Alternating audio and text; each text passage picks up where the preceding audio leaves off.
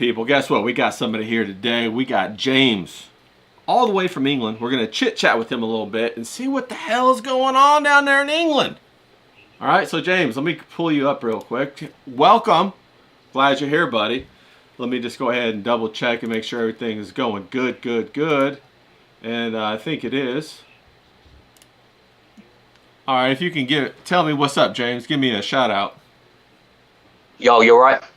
Yeah, everything sounds great, man. Okay, fantastic. So I think we fixed the little snafus that I had last time when I was being a retard. I didn't know how to work this thing, but James, welcome.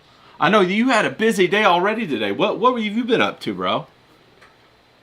Yeah, I was in Halsham getting another tattoo to add to the collection. So how many tattoos is like that? I know it looks pretty good. I saw a few pictures of it. Yeah, it looks clean as hell, man. It looks real good. Yeah. So how many tattoos does that make for you so far? 13.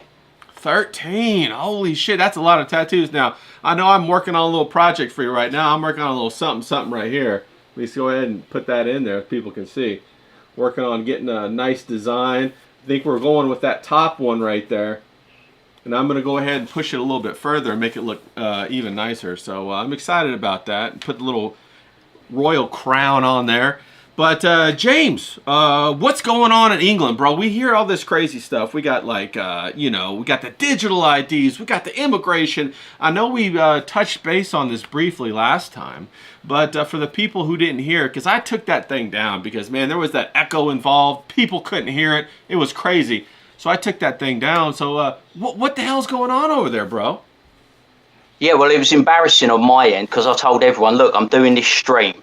And it was like that scene in Troy where Achilles says to Hector, get up, Prince of Troy. I won't let a stone steal my glory. And the glory was completely snatched away from me. You know what I'm saying?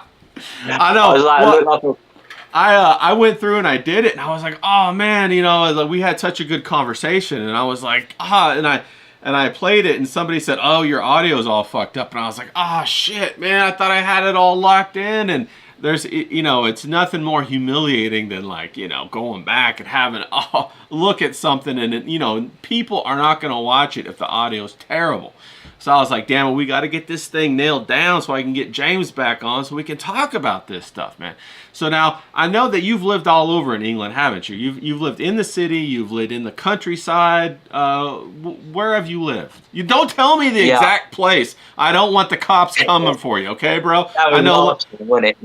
Yeah, last time you told me the exact address of where you're at, and I'm like, oh, no, we don't need that, okay? So, generally, where have you lived?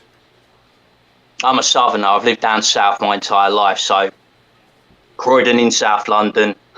Then I've lived in various places in East Sussex, back to South London, then East Sussex again. So, I'm a southerner through and through.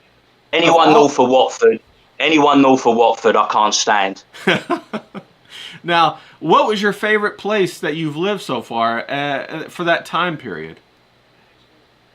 Or do you have a favorite place? Eastpool? Okay, now why Eastpool? Why Eastpool? Well, Eastbourne, because that was when I was that was in my late teens to mid to late 20s. That's when you're going out, pulling the birds, drinking. That's the kind of culture, that's what we're good at in this country. We're good at drinking. That's about it. So did you have a lot of, for those who don't know, birds are women? He wasn't actually just, catching birds that fly. They're actually women. You stitched me up right like a right treat on X, didn't you? Everyone thinks like I'm with the animals. You stitched me up so bad. Yeah, but we got to do that we got to have a little fun in there. But I remember when you first said birds, I was Googling. Does he catch birds? Is he pigeons? And then I found out. Well, it was earlier when I said to you about clobber. You didn't have a clue what I was talking about. No, I was didn't. I just got out of bed and I put on some clobber. Yeah, and I was like, clobber? What the hell is that? Or that one time you said, oh, it's Bubbles. And I was like, Bubbles? And you were like, yeah, like bubble bath, have a laugh. And I was like, what? Laugh. Well, I was like, what are you talking about? So you got this whole rhyming thing over there in England where you guys have your slang and then you rhyme and have a code, bro. It's like a code. So I'm sitting over here in America, in California, Googling the hell out of this shit. Like, what's he talking about? What the hell is he talking about? But so he was dating a whole bunch of ladies, having a good time, going out to the pubs, getting a pint or two, and just having the time of his life. Right? If that's right. And then what happened? Or did anything happen? I don't know. You're like that kind of guy that ages out. You know what I mean? Yeah. 1 minute you're the young guy, and then you're the old guy.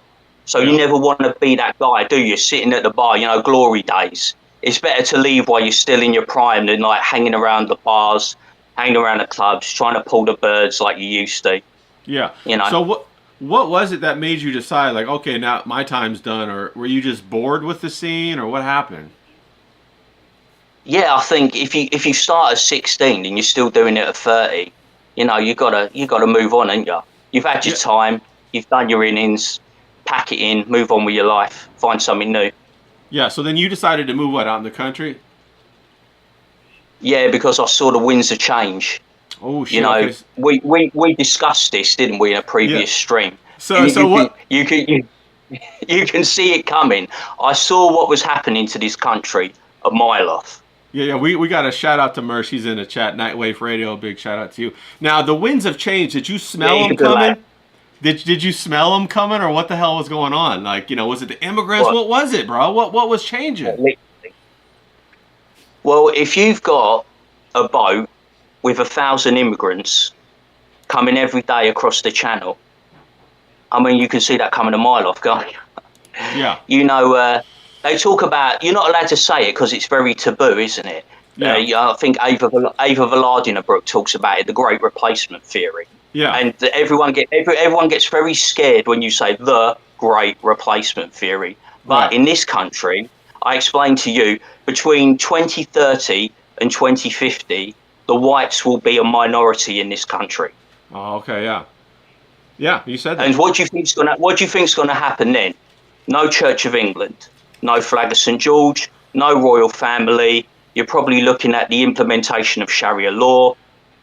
Once they've got the power, they're going to put their foot on our neck like that. Right.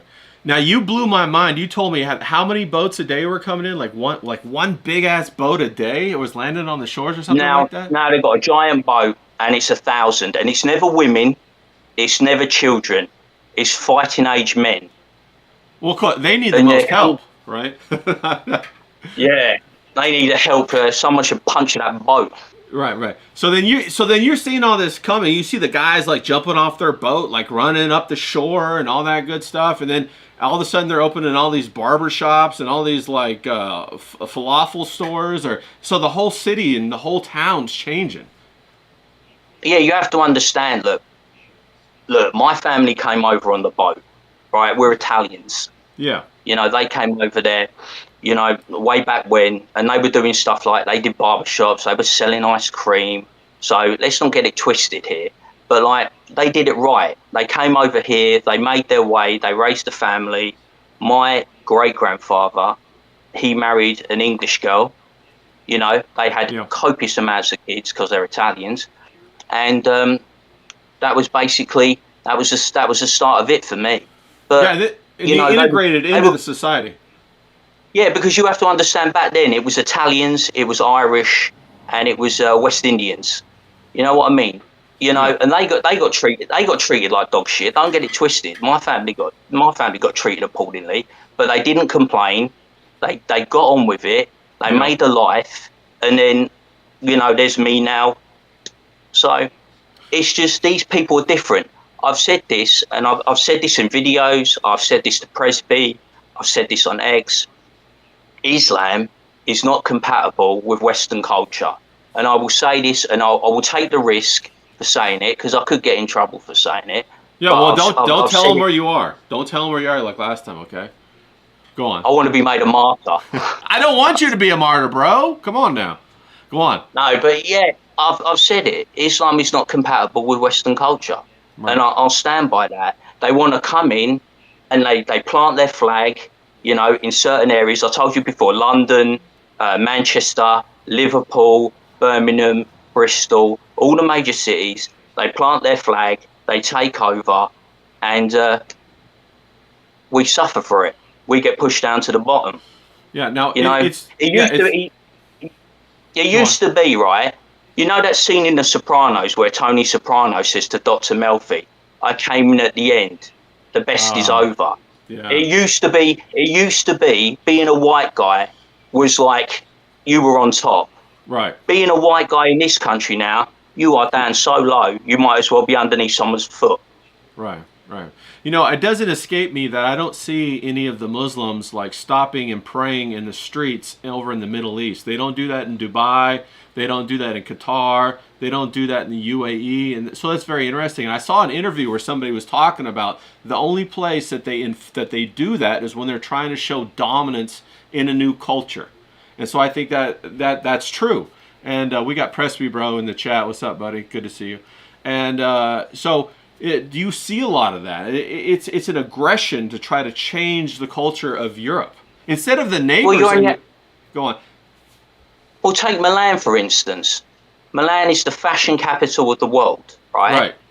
And now you've just got a bunch of African migrants and Muslims raising that to the ground, all because they're in a bit of a tizzy and a hissy fit over Palestine.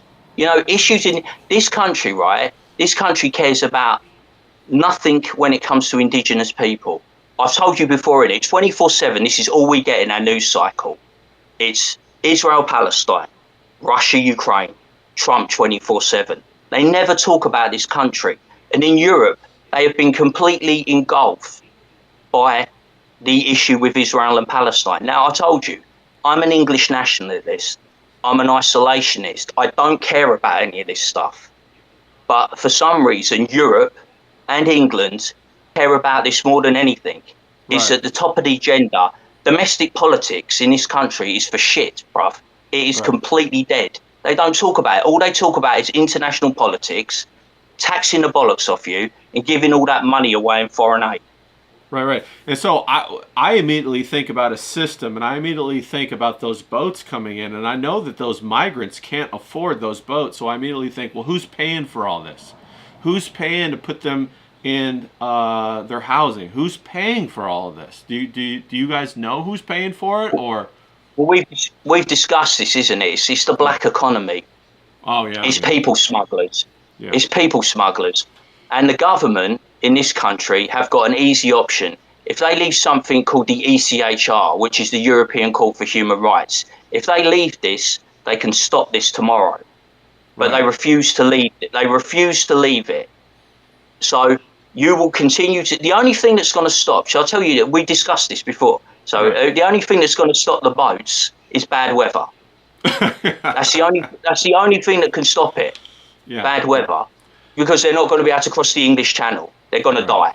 So that's the only thing that's going to stop it when the weather gets bad. So we get a bit of a respite in the autumn and winter, but spring and summer is open season. You know, I mean, they're going to be coming in their droves. Yeah, and many of those, I've seen many of the immigrants, the interviews, and they discuss that they're just coming over for a season to make money to go back home and buy a nicer house. And so it's not even an asylum, it's not even anything like that. They're just trying to take this financial opportunity that somehow is being marketed to them in their own foreign country to come to another country to make money and go back and have a higher status in their foreign country. And I know that you live in a small town now. Don't tell me what the town is, damn it. Don't say the town, bro. But I know you live in a small town. How does the people in the small country town, how do they feel about this? I think a lot of people here, what in my area now, you're getting a generational change. You're getting people that are either go, oh, don't show the behind the scenes, bro. Are you there? You gonna plug off back there? in? Sorry about that. Oh, you're back. Yeah, man. Do you see me? Yeah, I see you now. Bro, was it them? Yeah. Are they coming for you? Are they coming for you safe? But no, so what you've got a generational change happening now. You know, we've got a lot of people in this area that you see are 60, 70, 80. So they're like either like they're downsizing or they're dying or they're going into nursing homes. And we're getting transplants now. Like me, you're getting them moving from South London. Yeah. So they're coming into my area because they see what's happening in their area. Right. Now, And so do the old people care? Do they care about what's happened, or are they kind of like the boomers who are there? Like they're just like, oh well, I had a good time. I'm gonna die. Who cares? you have a lot of that, don't you? Because it's like we've got our, if we're kind of like in our own little space here, you know, in our own little world. You know, what's happening in around the country is not necessarily happening in our area because it's a rural area that's majority white. I mean, Right. this area is 99.9% white, so we don't have the social issues that you would get in, say, London, Manchester, Liverpool, Birmingham. There isn't a multitude of demographics. You know what I mean? It's a white Right. area. Right. But you won't see that in London. You won't see that in Manchester, Liverpool, and Birmingham. It's fraught because you don't have social cohesion. You get immigrants coming over here, and like I said, they're setting up shop. They're very clannish. They're taking over areas. They're taking over streets. They're taking over towns. They're making it their own, and Are it's are, causing are they friction. stay It's causing are, friction. are they staying more in the cities and leaving the countrysides alone, and they're kind of growing out? Yeah, they want to be in the towns. Okay. That's where they want to be. And so They want to be in the towns. I've They heard a want to lot be of in the hustle and bustle. yeah, where the money is, of course, and also it makes sense Yeah, that they would have government programs to support them and pay for their food, pay for their housing, and then everybody makes money because it's a government economy that pays itself from the tax base. But now, are there a lot of no-go zones that somebody like you could not go? Because I hear a lot about that. well, people talk about that, and that's true. That's true in two ways. If you talk about South London, you will get stabbed if you have a different postcode. You know what I mean? Yeah. It's knife based. It's violent. You know, you don't want to go out at a certain time. You know, if you're an elderly person, you know, in the autumn and winter, it gets dark at 4 o'clock. You don't want to be out. You don't want to be on a bus. You don't want to be around town because it's just not what you want to be doing. Right. But You don't want to die. You don't want to get hurt. I get you. exactly, it's self preservation. But like I said, it's a clash of cultures. You know, it's oil and water. It doesn't mix, and people are very scared to say this because they're scared of being branded a racist, right? And I've said this. I've said this to Presby. I've said this in videos. I've said this to anyone who wants to listen, right? Once you've been called a racist, you're free Right. I agree. because you Yeah. get called a racist on the daily. You Right. get called a neo-Nazi. So what's the Yeah. worst that can happen to you? Nothing. You just Right. you just got to speak your mind. Yeah. The thing is that do you think that what do you think it is in Europe and England that's keeping people not to cross that Rubicon, like you just said, like be like fuck, okay, I'm a racist, so the fuck what? Get the fuck out of my country.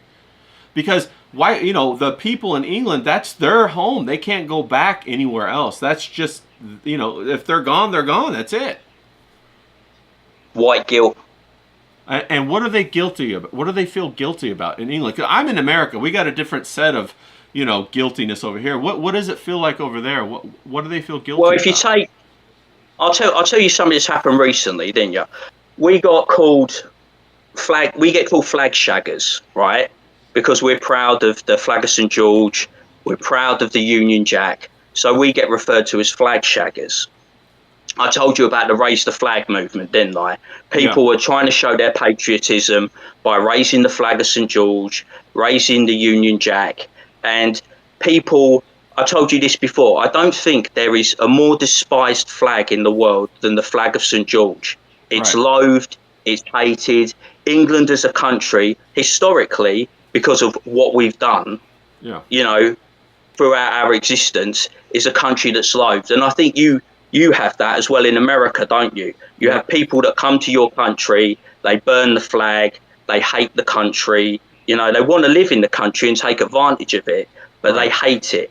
They're kind Right. of like, they're trying to infiltrate it. I've said this before, it's kind of like the enemy within. We're going to go to this country, we're going to infiltrate it, we're going to take over. And the problem with our government and the governments in Europe is they just let them. There's no pushback. They tread on eggshells. They treat these people especially if they commit a crime. You know, they will get a more lenient sentence than say if a white person committed the same crime. You know, we've had people that have come to this country, illegal migrants, bear in mind, that once they've committed a crime, we still can't deport them, and they've committed heinous sexual offences. You know about all the grooming gangs in this country. Yeah, we've heard about Up that. north, up north, they are rife. They are taking young, vulnerable white girls, and they are doing horrible, despicable, disgusting things. And it's only recently, because of pressure, not from me, because I'm a nobody, but pressure from people that have similar views to me, that have some weight, that we started to see serious sentences. Like a recent Rochdale grooming gang, the leader got 35 years. So we're starting to see, but he committed so many offences, and there's even been collusion with law enforcement. I mean, one of these gangs, right? This is how bad it got, right? He literally drove to the house, knocked on the door, and took the girl from the parents. And we're talking about girls that are 11, 12, 13. And that is a cultural thing. That is a cultural thing. They come over here and they say, "Oh, it's my culture. I didn't realise." Yeah. You know, when I say how incompatible it is to Western culture, it's completely incompatible. You know, we should treat these people as the absolute scum of the earth that they are, and whether they're illegal or they're illegal, we should convict them, deport them, get them out of the country. Because if it happens to one girl, that's one girl too many. Right. And I've heard that that's their intention too. I don't know. I've heard it. I've seen YouTube videos with interviews, and that they come over to the Western world with that intention, and that's wild. Now, I have a question for you. My question is, where's the rage of the English man? Like, I watched the hooligan fights, and I know English men are capable of fighting, like at the soccer matches, and they go out and they have the hooligan brawls. Where is that outrage? Or is it bottled up? I think it's been beaten out of them. You know, some people, it's very hard to be brave in this country because we have a two-tier justice system. If you're married, you've got kids, you've got a job, you've got a life, you know, you are putting everything on the line for total strangers. You have to be a very brave person. You have to be a very principled person. You have to be willing to lose everything. Wow. You have to be willing to lose everything. You know, you will get arrested. You will go to prison. You will get a criminal record. You will lose your job. And in turn, you may lose your friends and family. Wow. You know, there is such risk in being brave, speaking out, because the moral cowardice in this country is on another level. I don't know how it is where you are. I don't know how it is in America, but people you have to take that step, don't you? I took that step. I decided, you know, I told you before, I wasn't a social media person. Right. Before COVID, I was a social person. Yeah. I would go down the pub. I would be with my friends. I would be with my family. But all that was taken away. Right. So I got into social media, and I had no intention of staying around. But you and me kind of like, we got a rapport going, didn't we? Right. And we had this friendship, and you kind of like brought me out. So I got to the point where you and me were talking, and the frustrations, it just manifests itself. So you start to express yourself more freely.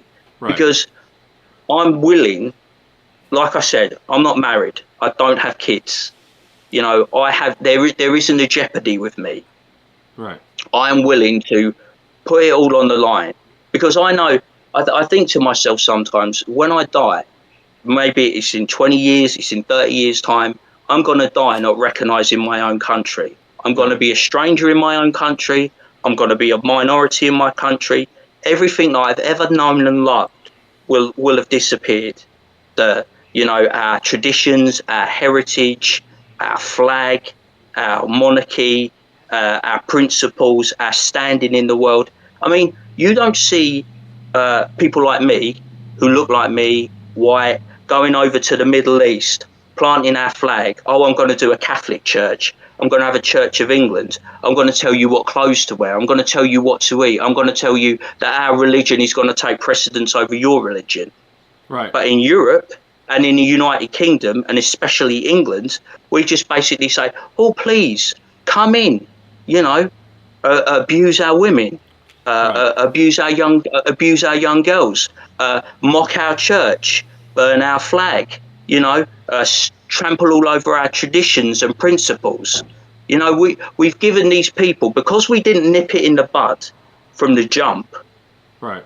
we basically let them run amok. And now, like I've said to you, how can you stop 1,000 people coming a day?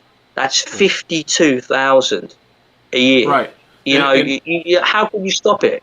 You can't, and it really tells you how high the level of corruption within the government is to be able to allow that. Once upon a time, England had the best navy in the world. For a long time, they dominated the oceans. They still have one of the best navies in the world, and for a little tiny boat, with 1,000 people on it, they're long, big boats, but they're not as big as a naval destroyer that could easily safeguard the entire area. That tells you that this is something that they're allowing to happen. And then they take the money from the tax base, from the English tax base, and they support these people while the English tax base has to continue working 40, 50, 60 hours a week.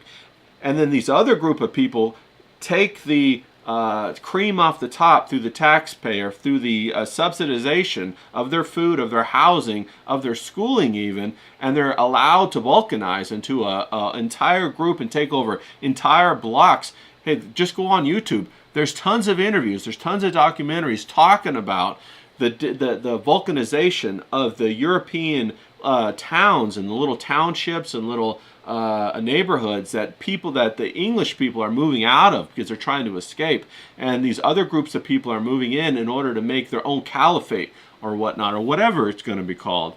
But you're out in the country, James, and now of course we want to get, a best case scenario, we want James to get married, have kids, all that good stuff, carry on with the English tradition, because that's really how we win in the long term. We don't go fight, we don't go to war or anything like that. What we do is we change the system, reduce the corruption, the graft that's allowing this cyclical process, this loop, this feedback loop that's enriching a few at the expense of many to destroy and depopulate, and then inject AI into everything. And sooner or later, people are going to wake up and realize that this is all a cage, a digital cage. And even the people that they're importing this specific group of people, so they will be a slave class that when they're done, when they're done, they'll be cast back out. Okay? Every time you have to change a society, you have change agents that you induce into the society. You get the society to change, and then after it's changed, you remove the change agent so that the society re-solidifies in the configuration that you want. This is called Social Engineering 101, people. James is testifying to that. He's talking about those exact things through his lived experience right now, the exact components that he's dealing with. And right now, so James, you live in a small town. Do not say what that town is. You're in the countryside, thank God. And what are the people in the countryside? How do they feel about it? Is there a consensus? Are people pulling together, or are they separating, or do they have is there still that group of people who think the immigrants coming over is important, or has everybody waken up, or what's going on?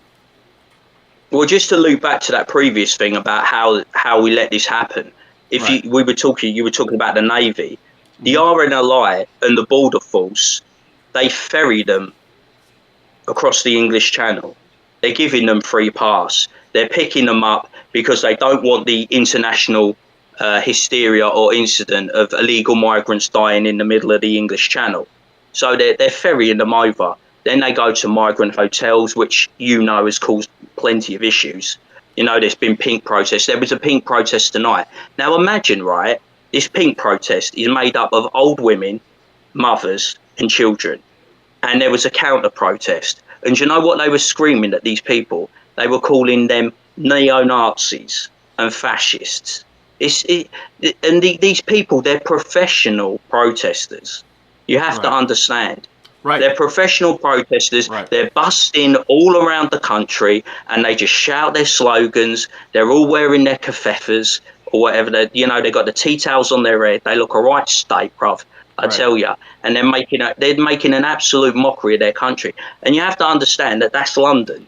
But you come here, and it's night and day. Where I live, you get none of that crap.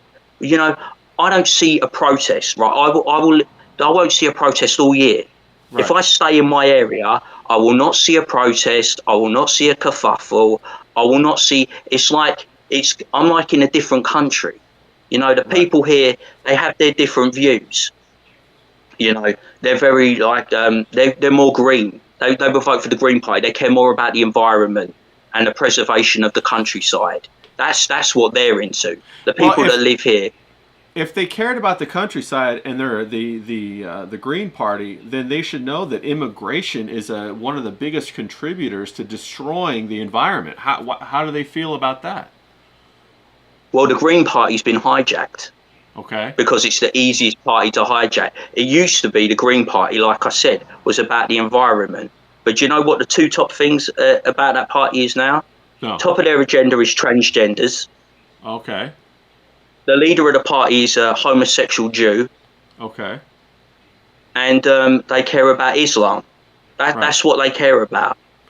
All they talk about is transgenders and Palestine. And basically the Muslim community want to get a stronghold in British politics.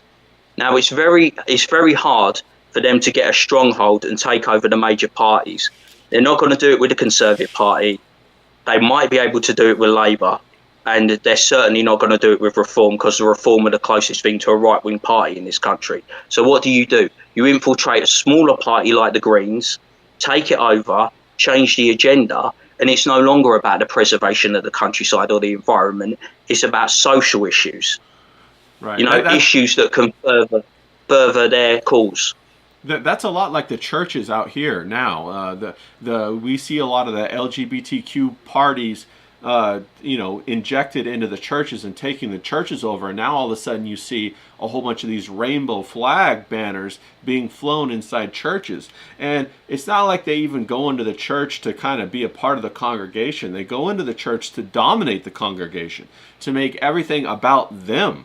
It's no longer about the other 80 or 90% of the people in there. It's about them, and it's about what their agendas are. So I can imagine that's how it is in these Green Party, like you said.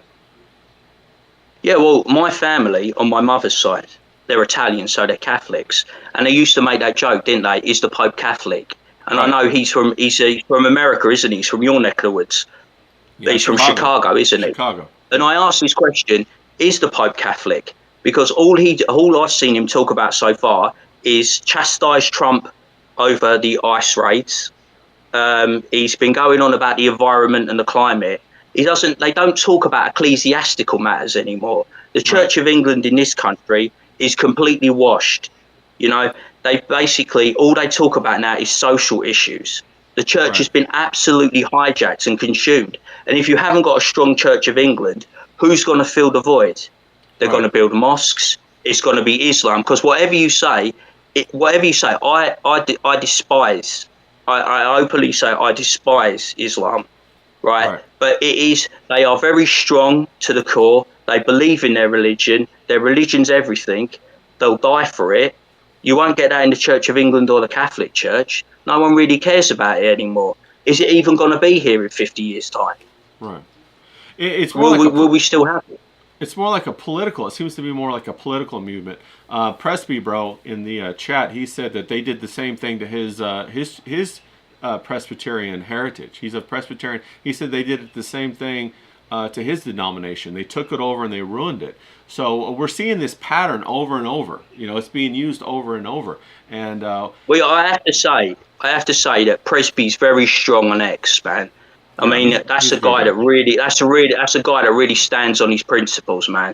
He says, if he said some of the wild stuff, he said that in this country, mate, he'd be behind bars, mate. I'm telling you, because I've got a lot of respect for him. He's a principled guy. Right. I completely agree, and I think that's the type of masculinity that we really need. We don't need to change any of the financial. We don't need to change any of the law. All of that's already on the books. What we need to do is we need to empower the individual man to be able to defend his property, defend his intellectual property, his family, and protect his safety, ensure his safety. And if we could do that, then we could cast this off. But what we're seeing is the government is actively stopping. They're stopping the defense of these groups, these communities. They're not allowing these men to protect their women, their families, their property, their businesses. They're all being suppressed by the police that they pay for. What are your thoughts on that? Well, it's kind of like, in this country, it's very hard for when the right wing get in. So a Conservative Party would be your Republican Party. It's very hard for them to enact laws and make it stick, because there's institutions in this country that will make their life an absolute misery. We have the civil service in this country, and what the civil service do in this country is they grind the government to a halt. What they'll do is they'll leak policy. They'll actively go against the government.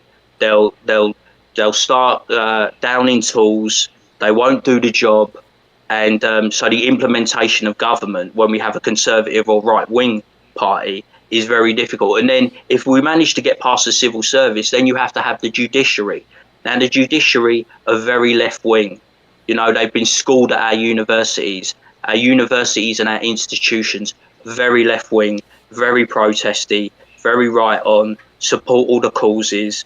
You know, they're very much into the cause of Palestine. They're always marching on that. I mean, I get so sick, right? I can't remember. I was trying to think about this the other day when we started getting all these protests.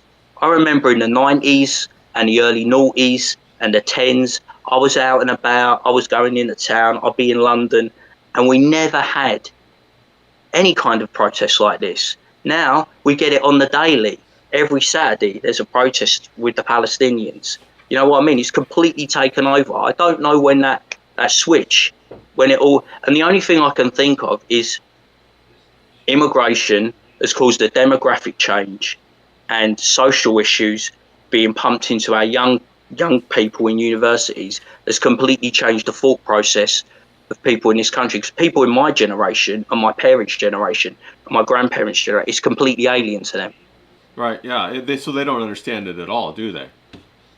It's just been in the last, I wouldn't even say 20 years, I'd say in the last 10 years, the social change in this country has been so dramatic. Tremendous. It's like, it's completely swung from one end of the spectrum to the other. Wow, yeah.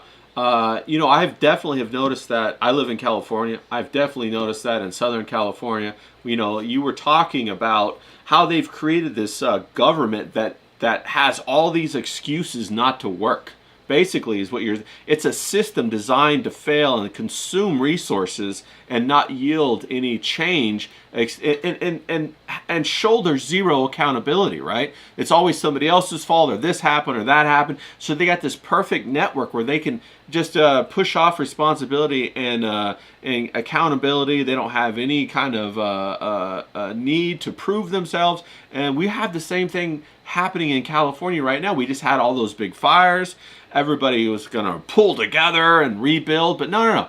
Nothing's been rebuilt. No permits have been given. All of those lots are staying vacant. They're all being sold. They're all being forced to sell because people can't, you know, they don't have the money to be able to sit this out for 2, 3, 4 years like the big companies. And what we have instead is we have like the Olympics is coming in 2028 in LA. And people are large companies are going to purchase all that land and build it up for that purpose. And that's definitely sounds like what's going on in England. For me, the government, obviously, if you had the power, right, and all these governments successive, I'm not blaming just the Labour government, the Conservative government for that.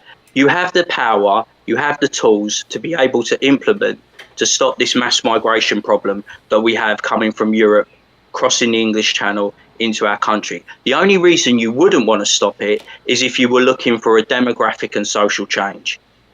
If you were looking to change this country from one thing to another. because that's what's going to happen. I've said to you, between 20, how I would never thought, if you'd have asked me when I was a kid, if you'd have said that I would live to see this country become a white minority, I would have thought you were crazy. But I said to you in a previous stream, didn't I?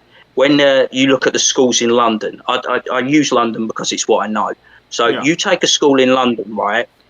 And the school will have about 2 white kids in each class. It will be majority black. It will be majority Muslim. Right. You know what I mean? So you can see white people are not getting married. White people are not having kids because they no longer have the means to climb the ladder. When it's like snakes and ladders. We're going down a snake right now. We were on top socially, demographically, economically, and the immigrants that have come to this country are on the rise, and we're like the snake. We're going down to the bottom. We're becoming like a lower class. Right. You know, we can't. We can't afford to buy a house or start a family. You know, now we're being choked out. I agree with that, and I think a big part of being choked out is feminism and restructuring what the feminine goal is for females in their life. There was a time back in the 30s, 40s, 50s where having a family was a goal. Then all of a sudden it became a career. Then all of a sudden it became, I want to be like a man.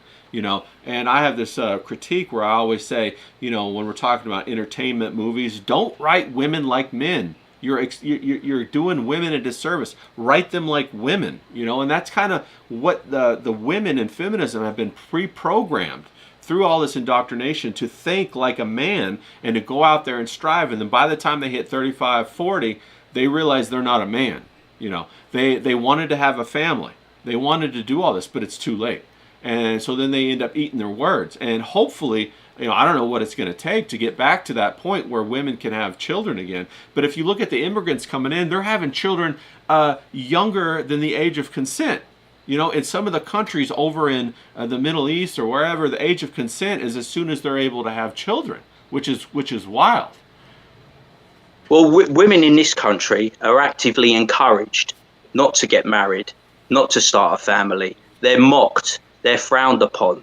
If you get someone that wants to start a family at a young age, it's like, why are you starting a family? You should be, you know, working. You know, right. You don't need to have a family. You don't need to get married. You can be married to your job. That's all you need. Work, work, work. They're even talking in this country. They want to keep raising the pension age. You know, they want you to work. They want you to work harder. They want you to work longer. You know, that's the thing with we were talking about with the ID cards. They use this ID card. It goes back to early 90s, mid to late 90s under the Blair government. This was when, you had Cool Britannia, you had Blur, Oasis. We were swimming in money. We were swimming in affluence. You know, this was our last peak. And Tony Blair wanted to introduce ID cards. And he couldn't swing it because everyone knew. It's just a way of knowing where you are, knowing how much money you make, knowing about your tax, more tax, disposable income. You're going to have the data storage. They're going to store the data. Now, I said to you in a previous stream, didn't I? Tony Blair is hooked up into this. Yep. He owns 300 million pounds worth of shares in a company that's run and owned by his son, and he is going to get the contract, which is going to be 100 billion. Yeah. The contract is going to be 100 billion. So that's a government contract for 100 billion, of which Tony Blair owns 330 million pounds worth of shares in his son's company. So you telling me this is not some kind of weird thing that's all connected with the government and jobs for the boys and their friends? And so they're going to have this mass storage of data, which you know is going to get hacked eventually. Yeah, and then they're also talking about... Yes. Yeah, it'll be on the dark web, on the black market, the black economy, and then he wants to implement it to stop illegal migration because he somehow thinks that, you know, people that come here illegally are going to work and pay taxes. Right. They're not. They're illegals. They're going to go into the black economy. Right. You know, they don't have papers. They don't have a birth certificate. They don't have a driving license. They don't have a passport. It's cash in hand. It's done under the table. They're not going to have ID cards. This is a way of penalising taxpayers, you know, ratepayers, This is a way of penalising people like me, people like you, and they're going to have the mass storage of data. And then they're also talking about having the National Health Service online. So now everyone's medical records are going to be online. And, that's going to get hacked. So everyone's medical records are going to be available for everyone. Right, and they say hacked, but it's really sold. They sell those. Yeah. But they give it, that's another one of those situations where they don't have to have agency because, oh, well, it was hacked. This kind of thing happens. Well. Yeah, data leak, data breach. We tried to prevent it. We had all the security protocols. But, these Russians are fucking crafty. You know what I'm saying, bro?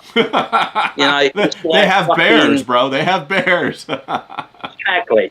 It's like you just get sick of it sometimes. It's like it's jobs for the boys. It's corruption. It's a way of like Big Brother is watching you. 1984. Right. The government putting their foot on your neck. They want you in your place, like the church. Kneel, stand. Kneel, stand. Yeah. It's like they should have a very light touch on our lives, but at the moment they have a very heavy boot. Yeah. Now, speaking of avoid an agency, I see that Spirit. What's up, Spirit? He's in the chat, and he said, "Hey, the guy who apparently they just arrested a guy in Florida for starting the fires in California. What do I think about that?" And what I think about that is it's complete bullshit. I think that's just a way so that they can escape the insurance claims because it was an act of terrorism or whatever, and they invent these reasons. There's no way that guy started the fire. I'm sorry, not at all. And these governments create. Yeah, he's a patsy, and he's a loophole that they don't have to pay out then on their insurance. They have those special clauses in the insurance, and they go back and they make it up. And this is just a big paper game that they use to funnel people who follow the rules and then graft off of them. And in game theory, what's the best way to win a game? The best way to win a game is to cheat.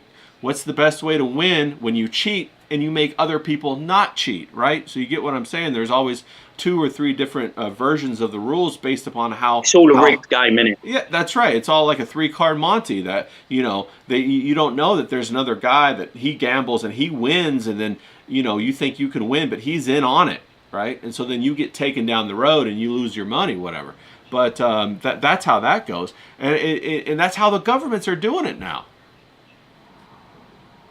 Well, another thing I was going to bring up, did you hear about this? Are you familiar with an actor/comedian called Lenny Henry? No, I'm not. Right. Tell me about him. He's just released a book, right? And the basis of this book is that apparently all white people in this country, taxpayers, owe the black community in this country 18 trillion in reparations. For what? So for what we did in the slave trade. Well, what about all the other countries that are still actively doing slavery even to this day? They don't talk about modern slavery, do they? No, they talk about something that we ended slavery. That's right. William Wilberforce. We ended slavery. Right. It cost a lot of money, it cost a lot of blood, and we ended it. You know what I mean? But he wants white people, just white taxpayers, bear in mind, to fork out 18 trillion. Yeah. In reparations. Well, that's why I wanted to have you on. And a country that's only making 3.5 trillion. That's why I wanted to have you on, because now we're starting to see the same patterns in our country, in this country over here, in your country. What's up, Poop Cooler? I see you out there in the chat. But I wanted to show the patterns. They're asking for reparations here in America as well. The BLM people, they all want like $40 million.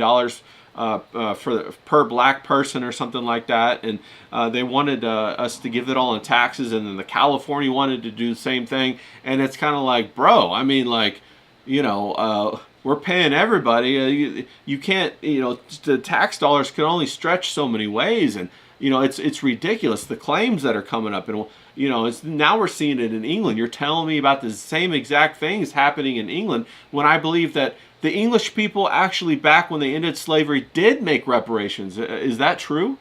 I heard they did. Back in the 1800s, they actually paid. It seems to me, right, I might be paranoid. I'm not paranoid, but I just say I am paranoid. Every day it seems another excuse to bash white people. White people bad. White people did a bad thing. We got to punish this white person.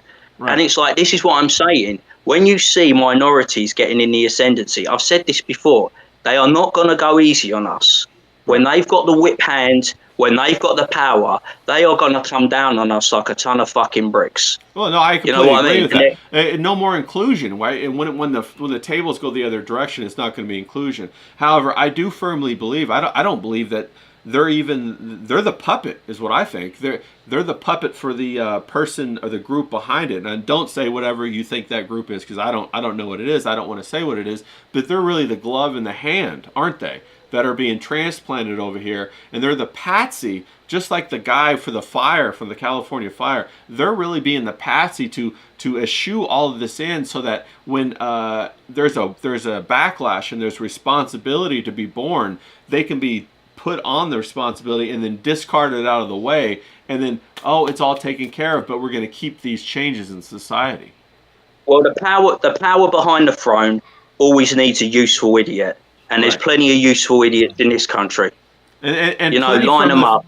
They're plenty from the everywhere. third world country, right? Every third worlder Yeah. wants a better shot, a better life. They're at home. They're like eating on a dirt floor. They're eating. They don't have any utensils, no bowls, and they want to bring that to your culture, and they want to make everybody there eat slop off the floor, right? That with no everybody a group, wash your hands in my food kind of thing. Wash your hands in my food. Everyone wants some fish and chips and a pint of Stella.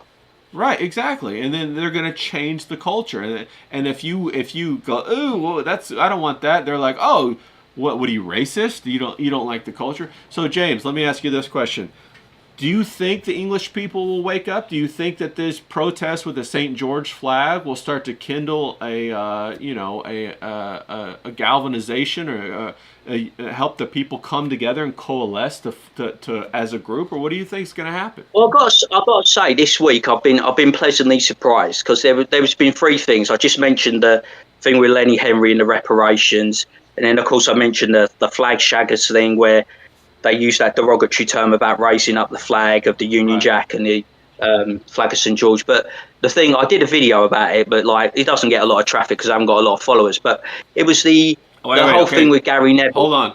Where are you on? Where are you posting your videos? Because people should go follow you, and I want to say that right now. Where do you post your videos? Well, mainly on X, James Domenico Grabham. I'm on Instagram at James Domenico Grabham. And I've also started posting some stuff on YouTube at James Domenico Grabham. Mainly videos of you and me having a laugh, just like All right. going back and forth.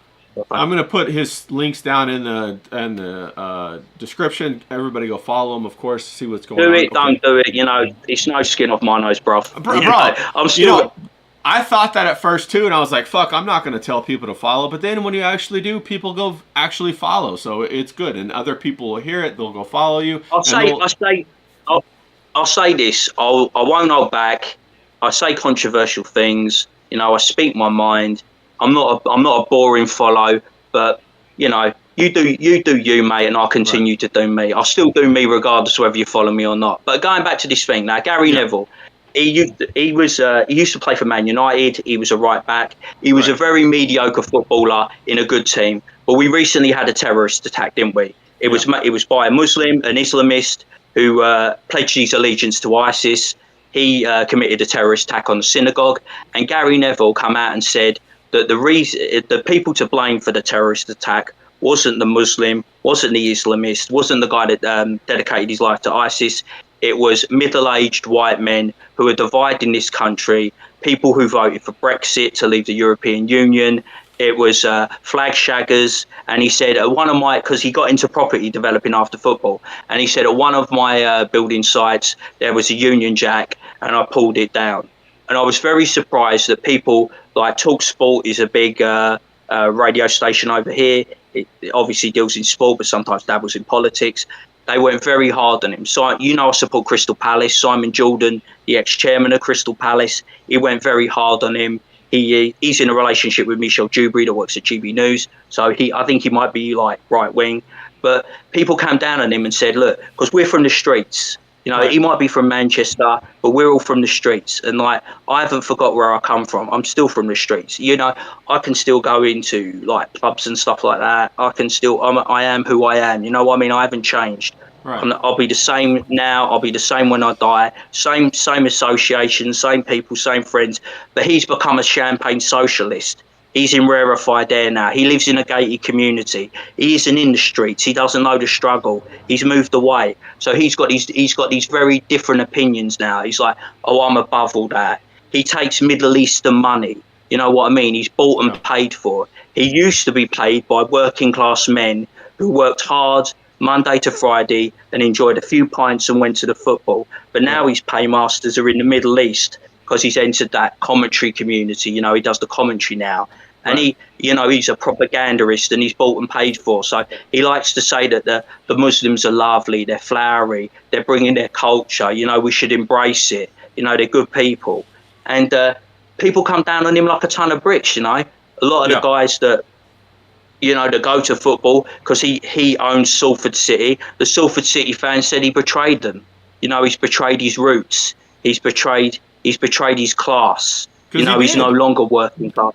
Yeah, he's thrown all the people, like his grandparents, his parents, his friends. He's thrown them all under the bus and blamed them for the actions of an Islamist who committed a terror attack. And it had nothing to do with middle-aged white people. We're not dividing the country. What we are, we're just normal, simple people that are proud of their country. They want to fly their flag. You know, they work hard, and at the weekends they want to go to the football. They want to have a few pints. We haven't changed. They've changed. Right. You know, they've become something different. We never left the streets. We are the streets, but they've changed. They've got their nice gated community, you know, they're breathing that rarefied air, and we're still down, you know, in the muck and bullets. Right.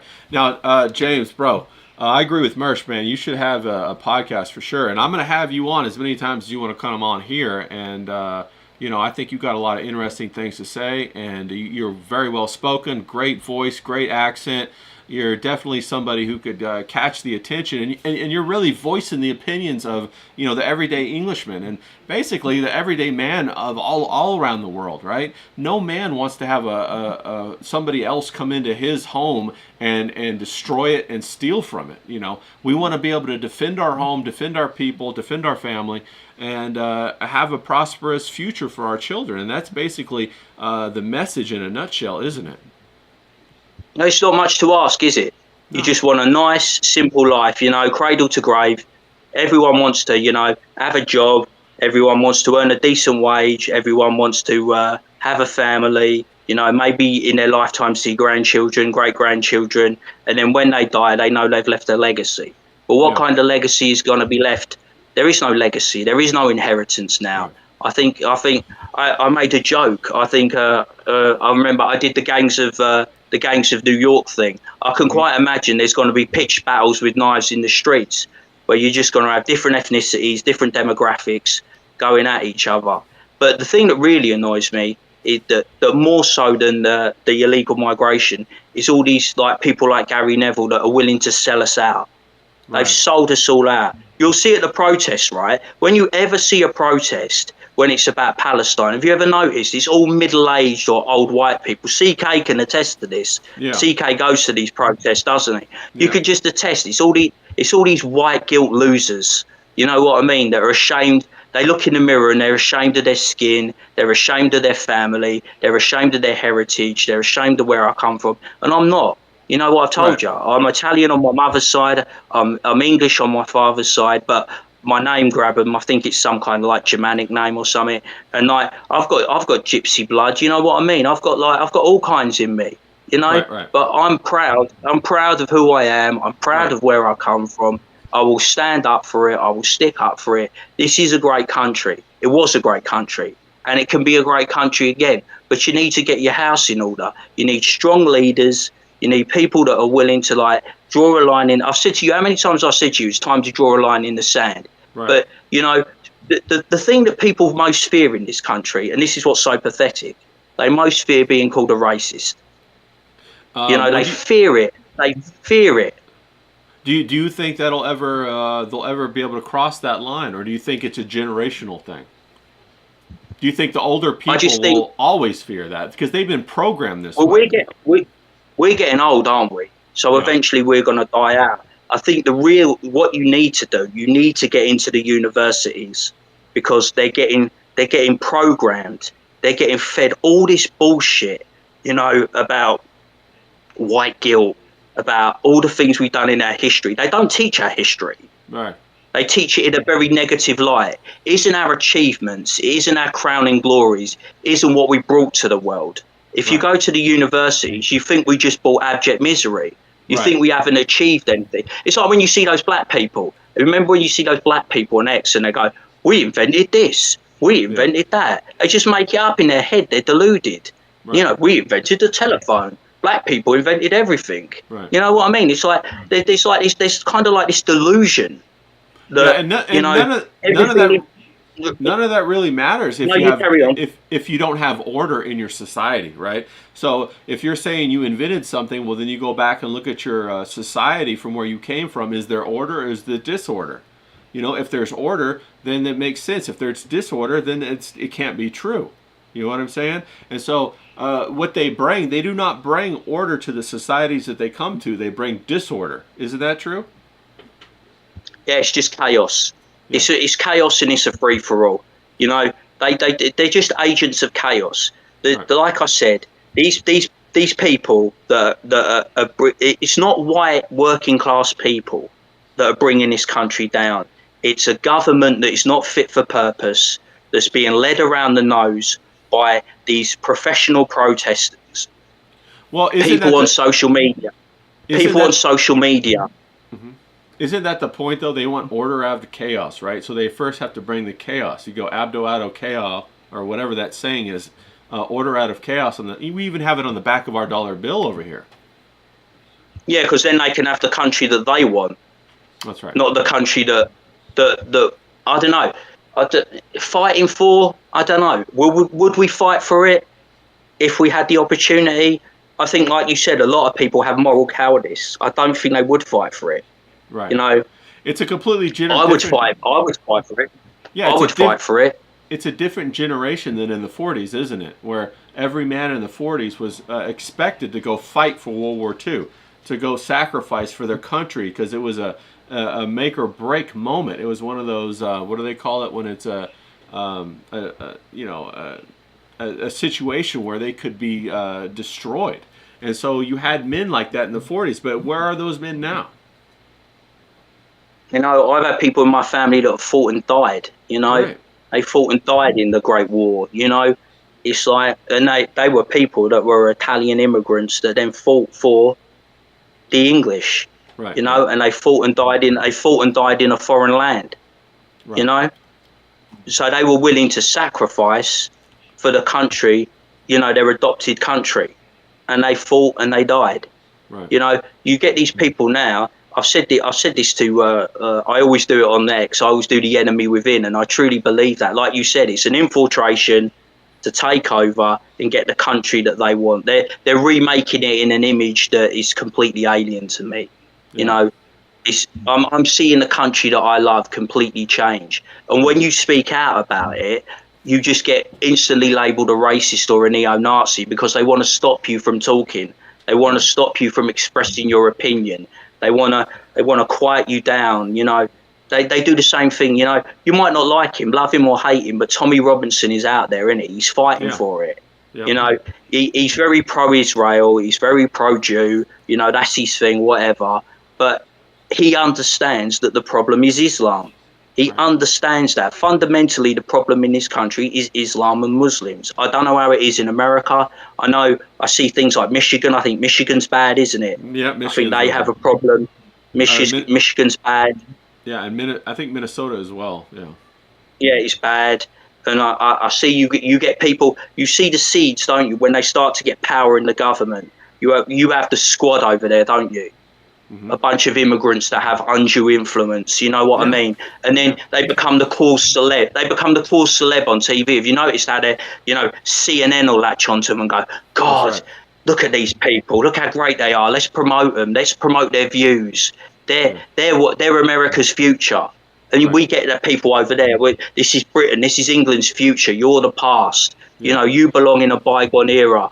Yeah, we it's like Spirit just said in Dearborn, up in it's like little Somalia up there, up in Michigan, and I think they just passed a ruling where they can do the call to prayer in the entire city, and so all the mosques at like 5 in the morning are doing the call to prayer. Like, how is that even legal? Well, isn't that even noise violation? You know, you can't Well, have you can't have church bells, but you can have a call to prayer. How is that possible?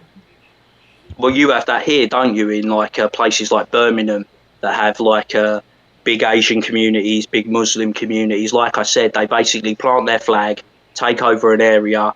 I mean, I would imagine that sooner or later you'll have more mosques, the more Church of England churches. I mean, Catholics don't really have a big play anymore since Right. Henry VIII. You know that Right. Catholics really went out with the ark, but Church of England is so diminished. I mean, they went nearly a year without having the head of the church. It's that insignificant. You know, there's more atheists, I think, than people that represent the Church of England in this country. I So completely agree. Completely agree. So that Islam is the main religion. yeah, it's true, and it's the main cohesive unit. They've, you know, and it's been orchestrated and engineered in this fashion. Now, James, I know that we're coming up on an hour, and I don't want to keep you longer than an hour, but I've really Yeah, I gotta enjoyed go and it. watch Courtney Brook, babe. I gotta go Yeah. and watch that Courtney Brook. I tell you, man. I'll be in that chat, man. I tell you. Bro, hell yeah, dog. You got to have some good stuff in your life. You got to have something to look forward to. You know, a nice rack every now and then. Am I right? Now, but I want to get you on Yeah, again. she's bang tight. She's bang tidy, and she's got the best rack on YouTube, bro. I tell Yeah, you, yeah. I'll be straight in that chat, mate. I tell you, if I lived in America, I'll be knocking that door straight down. No fear, No no doubt, no. fear, mate. No doubt. But I want to get you back on again because, man, I could tell you got a lot to say, and I want you to vent. And, you know, who knows what could happen. Maybe you start your own podcast or something like that. But I wanted to say thanks a lot for coming on, and we'll try to do this again in like a week or something like that. Would you look. be into that? Yeah, look, I don't plan on like I said, I do my videos. I don't know if I want to become a full-time streamer. You know, it's like, Sure, but sure. like anytime you want me, I could be exclusive to your channel. Anytime you want me to come on, whether it's 5 minutes or an hour, you're a solid bro. All right. I love you to bits. You're a good lad. So anytime you want me to come on, no problem. I feel the same way about you, bro. And you know, if And you we need can to- shoot the shit on whatever Oh, you yeah. like, whatever topic Oh you want. yeah. Well, we got to talk about these birds, bro. We got to talk about what's going on with these birds. You know what I'm saying? I got to get some of Blondes, that. man. It's all about the blondes, like that Courtney Brook, mate. I mean, she's funny, right? And she's Yeah. and she bakes. Yeah, I mean, she's blonde and she She bakes, could- she and could she's cook. got big tits. I mean, Yeah. come on. Nothing wrong with that, bro. Nothing wrong with that, okay? But, all right, James, thanks for coming on, bro. I sure appreciate it. We'll have you on again. And, again, everybody, follow James on his channel. I'm going to put all that information down in the description right after I close out. So, thanks, James. I appreciate it. Thank you guys for Right, watching. take care. All right, later, guys.